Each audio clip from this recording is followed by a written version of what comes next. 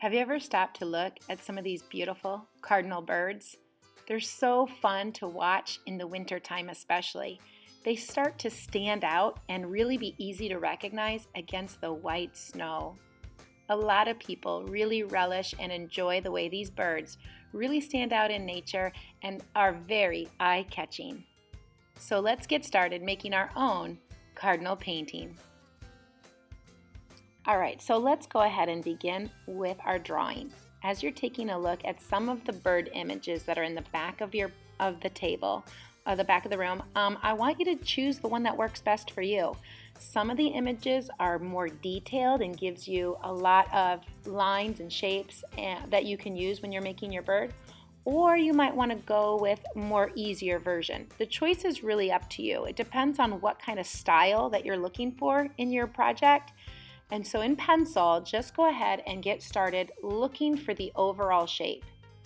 And when you find the overall shape, that's why we always start in pencil, is because if it doesn't look quite right, well then please don't move on to the next step. You want to get it to be the overall shape that you want, especially since this is supposed to be the focus or the emphasized part of this project.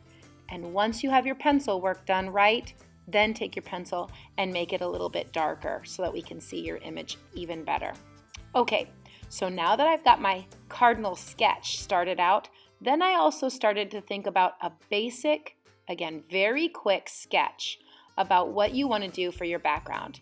Do you want to do a light pole? Do you want to do some branches? Do you want to do some fence lines that your bird might be on? I put some images at the beginning because I thought that those would be helpful as you start thinking about what you want for your background. I really was drawn to the ones that had some berries, some red circle pieces into my project, so I just gave it a real quick basic sketch. I didn't put a lot of time into that part of the drawing. I don't expect you to either, because then we're going to get started on painting in our background. Once you get your paint, I want you to start thinking about using values when you begin painting. Look at how my brush constantly is going back between purple, blue, and white. And I'm trying right now to start with my darkest values on top. You'll notice me using more purples and dark blues, and then adding more whites as I continue to move down the page. This will provide, again, more value. You'll notice that I never use solid blue, I'll never use solid purple, and I'll never use solid white. Instead, I'm letting these colors mix and blend to create more interesting background. Now let's go ahead and start moving into the cardinal. You'll notice that I grabbed my red paint, but I also dipped my brush into the black paint. I love the way that my color's not such a solid black, but instead I'm letting the red and the black mix together. Now where I want some highlights, my white and my red mix together. I love the way this looks because it looks more painterly, and I never used my brush to wash it. Instead, I wanted my colors to mix and blend right onto the paper. So feel free to do the same thing. Let your colors mix, let them blend together. I just showed you my brush because it had some black and brown on it. I'm letting those colors mix right onto the painting. I love the way it has more of a painterly look. Instead of everything being just one solid color, let those colors mix and blend onto the page, creating interesting values, making it look very painterly. Lastly, I loved making the berries, so I kind of went a little crazy. I loved the way that looked. Okay, so let's take a moment and let that dry.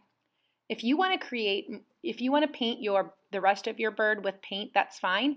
I'm just going to go ahead and move into my oil pastel details. This will allow me to get some more detailed work.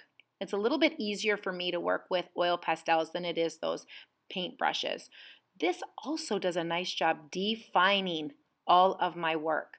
So you'll notice that I'm grabbing my white to create highlights onto my berries, using my white to create brighter areas and it makes it just eye-catching. I'll use the black then, conversely, to make it shadow, using the darker values, and now those berries don't seem so flat.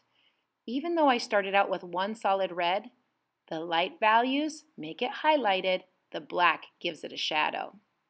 And lastly, for some fun, I grabbed my white oil pastel and added some finishing details with some snowflakes around my piece, and maybe some snow that's landed onto the branches.